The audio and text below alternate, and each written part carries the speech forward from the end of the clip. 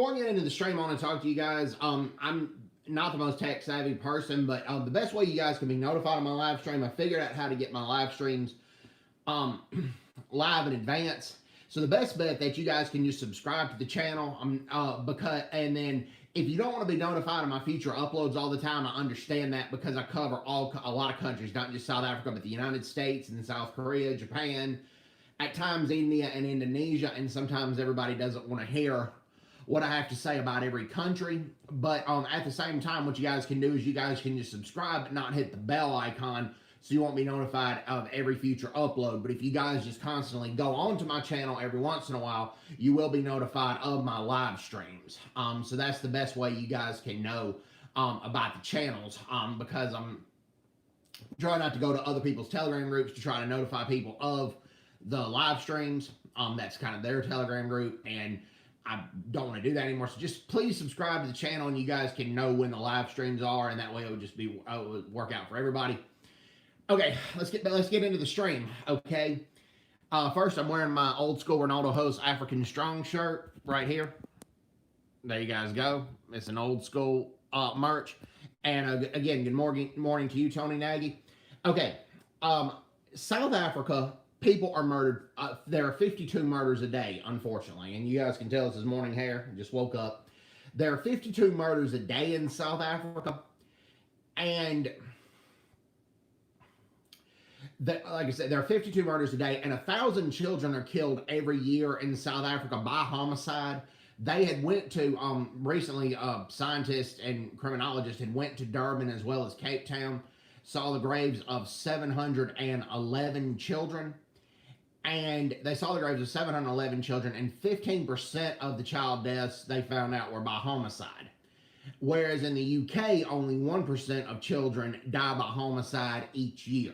And I know that's a grim statistic, but I talked about the child abuse case that happened in South Korea with Jungin, but just trying to cover child abuse in every single country, and that is sad that at least 1,000 children in South Africa die each year by homicide. And that's what happens. Props to the 2 likes right now, and the 2 people had tuned in. Earlier, it had 5 people that tuned in. Props to all you guys who have tuned in. Better camera balancing right here. Gonna get better equipment within the next month or so. But also, okay, we'll get down to somebody yesterday asked me about the crazy K-pop fans. There's this group of K-pop fans that are in South Korea, and it's a small percentage of K-pop fans that are called sasaeng. And sasaeng fans are people that most of us K-pop fans can't stand and they hate because they're crazy, basically. There have been several K-pop bands, some of them, one called Big Bang, that have had their cars wrecked in public. People will crash into these K-pop stars' cars and go out to the car and just so they can take pictures with the K-pop stars, even though the K-pop stars are terrified and frightened in their car. Also, there have been other K-pop groups who have had their homes broken into, and their homes broken into where their orange juice has been poisoned, which is a crazy situation. Plenty of K-pop fans also try to fly commercial flight, even the most famous K-pop group BTS.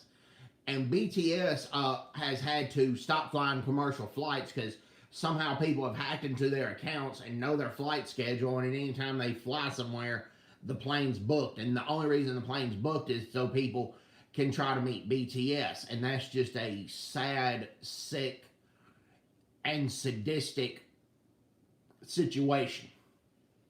All right, get back to South Africa, okay? There are 52 murders a day that happen in South Africa, and that is unacceptable. I want to ask the viewers, why do you think that murder is just such a problem in South Africa? South Africa has the highest murder rate per capita in the world. They average 52 murders a day, and it doesn't look like there's going to be any sign of getting better. Yes, South Africa has about a 50% unemployment rate. I don't believe that alcohol causes murder, but some people can handle alcohol more than others, and a lot of South Africans love their alcohol, so I don't know if certain people just start drinking and they just can't handle their liquor, and that happens. Not sure if gang warfare is a problem, because I know in the Cape Flats that gang warfare can be a huge problem, and the Cape Flats is somewhere that people don't want to go, and some tourists, even at Table Mountain out in Cape Town, have been robbed. So I want to ask you guys, why do you guys think murder is such a problem in South Africa? The murder rate in South Africa is 7 times that of the United States. So wanted to ask you guys, because yeah, murder rate in South Africa is 7 times that of the United States. But you got to give the average South African credit. The average South African's tough. They just, I'm not gonna say they accept it as a way of life, but they just live their daily life. They go to work, they come home, they tend to their family in spite of all the dangers that they face on a daily basis. One of my friends that lives in Durban, Tony Nagy says people don't value life. I believe that's true. I mean, in certain countries and certain cultures, people don't value life like they do in other countries and cultures. And I'm not going to even say that's just in South Africa, because you go to Japan and South Korea, while the murder rate is very low, the suicide rate is very, very high. South Korea has the highest suicide rate amongst any developed nations. And in certain cultures and countries, they don't value life like they do in others. And yeah, the suicide rate is just astronomical in South Korea, because in the East, sometimes suicide is seen as a way out, like particularly if you're suffering. Renier Dutois says, good day, Renier Dutois. Nice to see you here again. And they see that as a way out. The ancient samurai in Japan, that's what they did. They kind of saw suicide as a way out, particularly if they were shamed in defeat. And that's why suicide is such a major problem in Japan. It's better than it used to be. But if somebody is suffering and they can't find employment and they don't want their family to support them, or they, I don't believe this is right, but they don't want their family to support them, or they're depressed, or they're injured and they don't want to drag the rest of their family down, they, out in Japan or South Korea, they'll go take themselves out. Tony Nagy says, hey, Renier. So hello to both of you guys. Glad that you guys were able to join us. Latest thing. Have any of you South Africans started to get vaccinated yet? I heard that South Africa has ordered the AstraZeneca vaccine, and which is about 70% effective. I don't know if it's been distributed. The ANC has not given any scheduled timeline when the vaccine's going to be there. They have not given any timeline. They've not given any indication when they're going to start distributing the vaccine, even though they've gotten the vaccine ordered. Magda says, good afternoon to you, Magda. Glad that you're here. Glad that you're on the stream. Okay. And you see the morning hair. Sorry, just woke up. So yeah, the best way you guys can be notified of my live streams, just go ahead and subscribe to the channel. And if you don't want to hear, I post a lot of content. If you don't hear my content, what I say about other countries, then just don't hit the bell. But then check my channel periodically. You should be notified of the live stream. All right, we'll get down to the nitty gritty of what's going on in South Africa. All right, a lot of South Africans, 47% of South Africans said COVID-19 is their biggest worry right now, particularly since the strain has evolved. But very close to COVID-19 has been unemployment. And this ANC lockdown, parts of it I've supported, but part of it has been ridiculous. Alcohol, you can't transport alcohol. A lot of alcohol and cigarettes are being banned, and so a lot of people that work in the alcohol and the tobacco companies are losing their jobs because of it. I understand that you want to keep the stores closed, but the liquor companies as well as the cigarette companies could go deliver alcohol and cigarettes, and then a lot of South Africans love their alcohol and cigarettes. There's plenty that don't smoke and don't drink, but a lot of South Africans love their alcohol and they love their cigarettes, and the delivery people could still be employed, and the companies could still make a profit. So instead of laying people off, they could just reduce the people's paychecks. The cashiers aren't unable to go to work every day. And then the delivery truck people could still have a job because they're still delivering products. Also, for the longest time, many restaurants were closed, and in the U.S. they were too. And I haven't been out to eat in a restaurant since the COVID pandemic, but I have gone through the drive-thru several times. And you can keep the drive-thru open, you can keep the delivery service open, and that's not going to contribute to the spread of the COVID-19. And for the longest time, when South Africa had when the ANC had their lockdowns, they didn't keep the drive-throughs open. They didn't keep the delivery people. They didn't let the delivery people have jobs, and that's just going to increase the unemployment crisis as well. And I want to ask you guys, how have you guys fared during the COVID-19 crisis? You guys been doing okay? You guys been struggling. I hope you guys have been doing okay. Fortunately, I've been blessed during the COVID-19 crisis, but not as many people have had that luxury. And I understand that scale backs needed to happen because of safety, but the ANC took it to an extreme. The ANC just took it to an extreme, and the entire country is having to pay the price for it. The entire country is having to pay a price. The ANC has basically ran South Africa into the ground. Okay, Tony Nagy says the ANC has reduced their tax income even more with all the bans, kind of like shooting yourselves in the foot. You made a good point, Tony Nagy. The only 6% of the South African population pays taxes, and I'd probably say only about 10 to 12% of the population is able to pay taxes. So the ANC government doesn't collect that much revenue to begin with. They don't collect that much to begin with, but when they implemented all these bans, a lot of the major businesses had reduced their revenue, and they reduced the amount of taxes that they're able to pay. And it's kind of like shooting themselves in the foot. And then a lot of the tax money that the ANC gets, the ANC embezzles it. The ANC, they go out and they buy Ferraris, they go out and buy Bentleys, they go out and buy mansions in predominantly white parts of town, by the way. But yet they're so pro-black and so and anti-white. But the ANC does that. So the ANC is just I don't understand why people vote for them. When I ask you guys, why do you think people still vote for the ANC? People keep voting for the ANC, they keep voting for the ANC, and they keep voting for them. But then the ANC keeps running the country of South Africa into the ground. The ANC keeps running South Africa into the ground, and people just keep steady putting them into office. And I don't think that's going to change until the ANC gets voted out of office, and then the ANC has to get their act together, and they have to straighten their act out. I want to ask you guys, why do you guys think that people keep voting for the ANC? Okay, Maggie says, I'm from Port Elizabeth, South Africa, and we're not allowed on the beaches. Can't buy alcohol. I will not take the vaccine. All right, I disagree with you, Maggie, on the vaccine, but on the beaches, if you keep a social distance from people and wear a mask on the beach when you're not in the water, and if you're in the water and keep a social distance from people, the beach is one of the safest places you could be during the COVID. I think it's ridiculous that they closed the beaches. They can have the police patrol the beaches and make sure people are keeping social distance and make sure that people, when they're not in the water, that they're wearing a mask. But a beach is not that dangerous of a place to be during the COVID-19 crisis. Not at all. Particularly if you come to the beach and bring your own food and bring your own beverages. So I think shutting down the beaches was very, very ridiculous. You can regulate the beaches. You can limit the capacity to how many people come to the beaches. And I believe that's an intelligent measure, to be honest with you.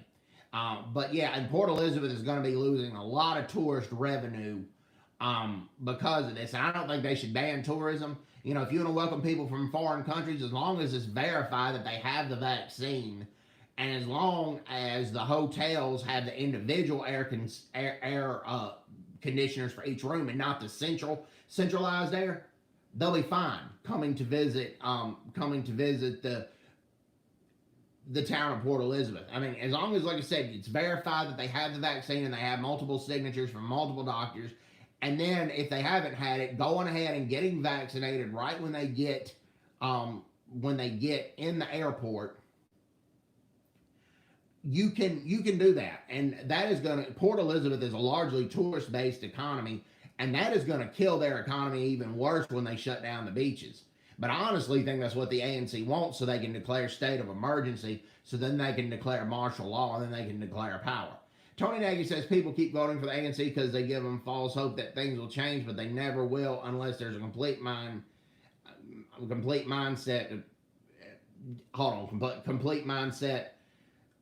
Complete mindset of the people to throw out the rubbish. I agree.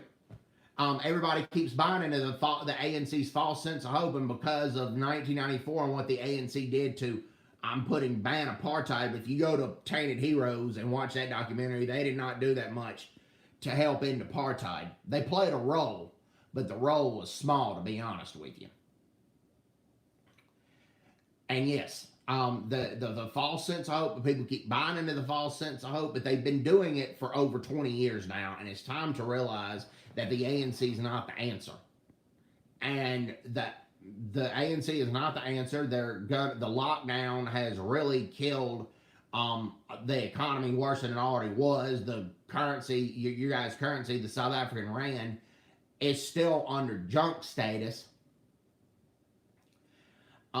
And I try to follow Springboks rugby, and cheer on the Springboks, but it's getting harder to because of the politicization of rugby and also the politicization of cricket. Cricket is shooting themselves in the foot. South African cricket has been a joke for the longest time and hasn't been a competitor on the world stage, largely due to all the quota system. And South Africa's quota system for cricket has just gotten worse, and many people have called for a boycott of South African cricket, and they're not going to support the Proteas anymore because of that. And it's getting that way with the Springboks, to be honest with you, with the stupid rugby quota system. Fortunately, South Africa had a good coach and a good team captain in Siya Kolisi who knows the game, and fortunately they were able to win the Rugby World Cup this last time, but I don't foresee them winning the Rugby World Cup in 2023, to be honest with you. I hope I'm wrong, but I don't foresee them winning the Rugby World Cup because the quota system is just running South African rugby into the ground overall, particularly when Siya Kolisi keeps being too old and he's not able to captain the rugby team like he used to. That's just what I firmly believe. I'm going to ask you guys in the chat, what do you guys think? But I don't support South African cricket anymore, and probably calling for a boycott of it. Actually, I am calling for a boycott of South African cricket, but I'm definitely not, and I may not be supporting the Springboks and South African rugby anymore because of the quota system that has been implemented and just the politicization of all South African sports.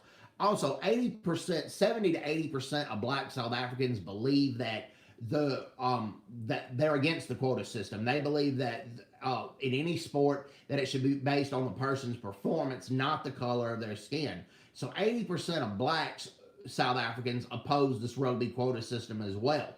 The ANC is just doing that as a power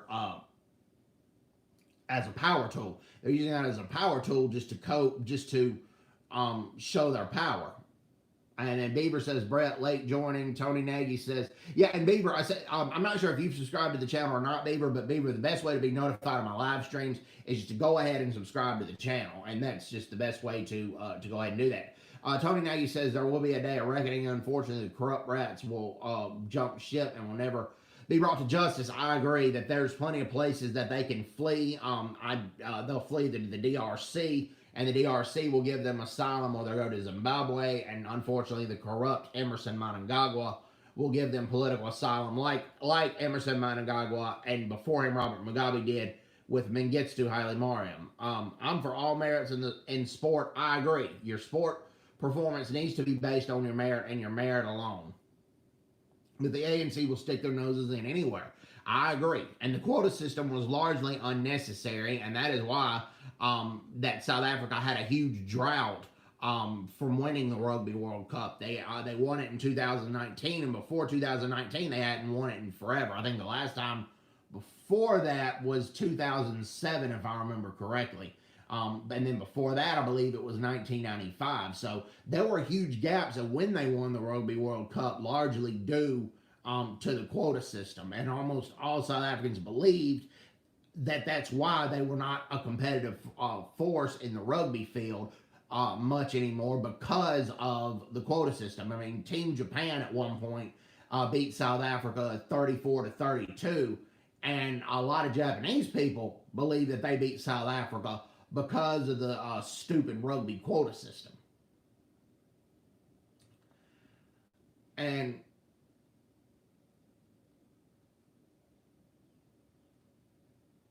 all right, Beaver, subscribe, being out, mate. Okay, gotcha. All right, okay, Beaver, and thank you very much for subscribing. Just like I said, the best way, like I said, I don't want to go to people's other Telegram groups anymore and then remind them that I'm streaming. I want to just do this myself, and and just like I said, just tune in to subscribe to the channel. You don't have to hit the bell icon if you don't want to see what I have videos on other countries besides South Africa or besides anything Africa. And okay, when I ask you not just South Africa but all of Africa, what do you think the best solution for Africa is? Okay, I think the best solution is the African people have to rise up against corruption, and they have to quit being so content with their leaders being corrupt. As I pointed out, corrupt leaders, probably before Shaka Zulu, was not a genuine African thing. In 8th century Ghana, there were a lot of corrupt chiefs, and there was such an uprising in 8th century Ghana that the leaders were ousted. Okay, Futsarko, thank you very much for tuning in. Just see right there. Thank you very much, Futsarko. And George Ayittey points that out. So they have to realize that corrupt leaders being corrupt and Marxism are not traditional African ideals, or socialism is not a traditional African ideal. That's the first thing they have to realize. And Ghana's economy is doing a lot better because they're a lot more free market oriented than they used to be. Okay, that's the first thing. The second thing is corrupt leaders need to be brought to justice. And that's the second thing. Corrupt leaders have to be brought to justice. The entire African Union needs to sign they need to sign a convention and sign a paper saying they're not going to grant asylum to any corrupt African leader that's fleeing after being overthrown, if they're overthrown due to corruption or due to dictatorial fascism. That's number 2. Number 3, Africa has to get back into the free market orientation. And let me explain this. Yes, in traditional Africa, there were markets, places, and the chiefs largely stayed out of it unless there was just absolute price fixing or the companies were embezzling money from their employees. Unless it was something severe, the chiefs largely stayed out of it. And George Ayittey points that out. And then also, Western leaders, when they donate to Africa, when they donate money and equipment, one, they have to realize the money's not going to be embezzled. Number 2, they also have to realize that the group that they donate the equipment to, one, that the group knows how to use the equipment. 2, the equipment they give is that the tribe is used to all that fishing and all that farming, because there was one time where the country of Norway donated a lot of fish processing plants to one African tribe, but this African tribe knew nothing about fishing. They raised goats. That's what they did. And it was just a ridiculous thing. It was a waste of money down the drain from Norway, and the fish plants were largely ineffective because the tribe hardly ever fished a day in their life. They didn't know how to fish. It's not what they did.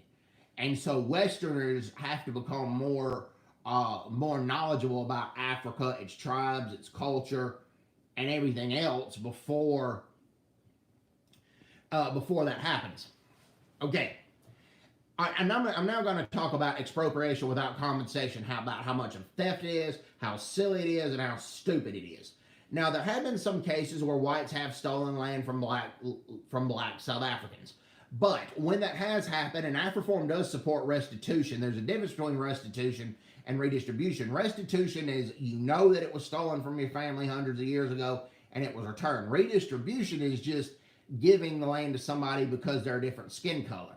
But when it's restitution is involved, of the 100 black South Africans that have filed restitution claims, 93% want the money. Now, 7% of them say we're entitled to the land, we want the land.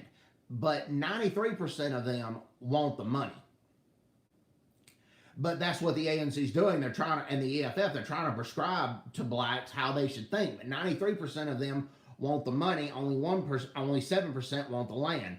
Also, only 1% of black South Africans believe that the redistribution of land should be main priority. That's one of many reasons why the political party BLF, Black First, Land First, is no longer a political party.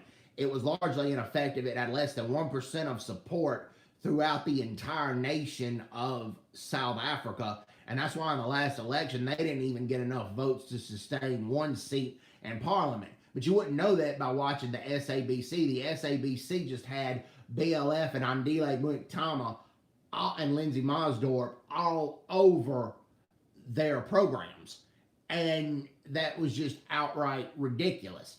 And Prime Minister Lakota from COPE, he believes there should be expropriation, but with compensation. That he believes the Constitution does have a right to expropriate stuff, but only with compensation. But giving land to somebody just because they're of a different skin color and the person doesn't have any training or any way to know how to farm or manage the land, he says is wrong and ridiculous. And that is, it's reverse apartheid. It's basically the same thing that he was fighting against. And Lakota was an anti-apartheid activist, but he left the ANC over corruption issues. He thought the ANC was being corrupt. And member of Parliament Lakota was on the documentary Disrupted Land. I recommend that you guys do check out the documentary Disrupted Land, and it talks about how ridiculous this expropriation without compensation is. And some of the cases where they have expropriated with compensation, when the blacks get their land, the government they apply for fertilizer and for several other products to help run the land, but the products almost never arrive. They almost never arrive on time, and they hardly ever arrive at all. So while white farmers have been compensated in the past, the land has basically been useless. And anytime there has been expropriation with compensation, the land is utter useless, and it's just a dead piece of land because the government's not doing their job helping train and supply these new farmers. And it's just a sick, sadistic, and sad situation. How many of you guys has y'all's farms expropriated? I mean, Purple Cow, South African Communist Party didn't fare much better. No, I mean, they really didn't. The South African Communist Party and the ANC are also like this, to be honest with you. Winnie Mandela, she said that a communist is a freedom fighter. A communist fights for you, which I thought Winnie Mandela was highly evil and highly corrupt, the opposite of her husband Madiba. Okay, Renier Dutois says it's important to know that the ANC does not want to limit expropriation of land. Everything seems to think is limited land, in particular agricultural land. I agree. I think they want to come for everything. I think that they're under this delusion because they're such friends with the South African Communist Party. They're going to say, we're going to practice communism, but this time it's going to work. No, it's not. Communism doesn't work anymore. I mean, it's never worked, I should say. Communism never works because it takes away work ethic, because you can't really work your way up, number one. Number two, the government takes everything you have, so that takes away the work ethic more. And look at the situation in North Korea. After the Korean War, they got a lot of Chinese and Soviet aid, and they were good for a while, but they quickly ran out of other people's money, and it went this. It went into the tank. And, I mean, this is not a show on North Korea. I'm just using an example. And the reason, and China was like that when Mao Zedong had the Great Leap Forward, number one. And number two, and when Deng Xiaoping took over as premier of China, he gave his people economic freedom, but he wouldn't give them political freedom. But when he gave them economic freedom, China's economy increased rapidly. And actually, I don't know what the Chinese government does to its people and things like that, but it's actually easier to open a business in China than it is in the United States, because the government regulation doesn't extend to businesses. Mostly, it just extends to the people. So yeah, communism does not work. And then the ANC and the EFF, and they all laud and applaud Mao Zedong for what he did. Mao Zedong killed 70 million of his own people, and he also ran his country, China, into the ground. But then the ANC wants to name streets after Mao Zedong, and that's not even the worst part. Go back to completely about South Africa. Andrew Zondo, who set off a bomb in a mall, which killed an infant baby, by the way. Andrew Zondo, they named an elementary school after Andrew Zondo, and Andrew Zondo's own parents condemned the bombing that Andrew Zondo did, and they really believe that the elementary school should not be named after him because they believe that it was only gonna bring back more pain and create more racial tension.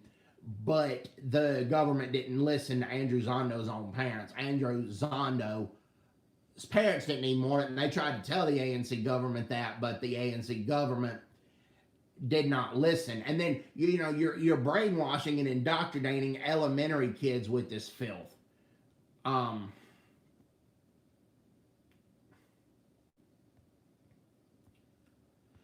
um, which is true. No, Fadzalgar, I will go research. I will go research that party. Um, like I said, I mean they are named the South African Communist Party, but at the end of the day, a lot of communist leaders do. If they're so anti-capitalist, they go fly abroad and they go to the nicest hotels, the nicest restaurants, the nicest jewelry shops. They drive the nicest cars. I mean, they embezzle the people's funds. I mean, any time them a communist country manufactures products and other countries buy them, the money goes into the pockets of the leaders. It don't go. It doesn't go to the regular people. So it's been 31 minutes. Props to the people who've tuned in, and props to the 6 likes right here. Thank you guys for tuning in. Thank you guys for subscribing. Much appreciated right here. Like I said, much appreciated right here. Now, I mean, with that being said, I originally think that a lot of the anti-colonial and anti-apartheid groups turned to the Communist Party because that was the only place they could get help to try to fight their cause. Because the West, because of NATO, Portugal, they had a strong ties to Portugal, the UK, and the USA. I understand that, but that was in the 1990s. Tony Nagy says, have a good day, Brett. Blessings. Have a good day to you, Tony. Take care. Thanks for tuning in. But that was in the 1990s. Oliver Tambo had stated that was the only way they could get help. But that was in the 1990s. That was then. This is now. There's no reason that the communist parties in South Africa should be existing, and they can't really base their existence on something that happened over 20 years ago. That may have been true in the 1990s, but that's definitely not true now, and now it's just an excuse. So I firmly believe, and you guys, like I said, I recommend that you guys check out Tainted Heroes. And as I pointed out, during apartheid, a lot of ANC leaders fled the country. They fled the country and set base camp in other African countries, and there were abuse in a lot of those overseas camps, particularly Camp Quatro. And Mandela wanted to investigate the ANC for the abuse and power that happened at Camp Quatro. Let me think, but Thabo Mbeki and Chris Hani and Jacob Zuma talked him out of it. And Jacob Zuma was behind a lot of the abuse that happened in a lot of those overseas encampments. And there's a lot of reports of that. But they talked Nelson Mandela out of investigating the Camp Quatro abuse, which is sick and sadistic. And I believe a lot of what happened at the Camp Quatro abuse was blatant. Barbarism, blatant tyranny. Again, props to the 6 likes that are here. I haven't had any comments lately, so I'm gonna go ahead and tune out. So thank you guys for being here. We went about 33 minutes today. We had a lot of tune-ins today. Thank you guys so much for watching. And like I said, please subscribe to the channel, and hit the like button as well if possible if you enjoy the content. Anyways, hope everybody's doing well. Take care. God bless, and have a blessed Sunday. Take care. God bless, and bye-bye. Bye-bye.